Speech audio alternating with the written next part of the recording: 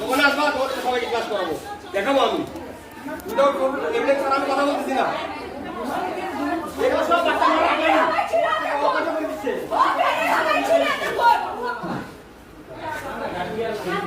আমার মোবাইলের দোকান, যেহেতু দাবি চুপ, আমার কাছে আসবা, আমি তোমাদের ভিডিও দেখাবো।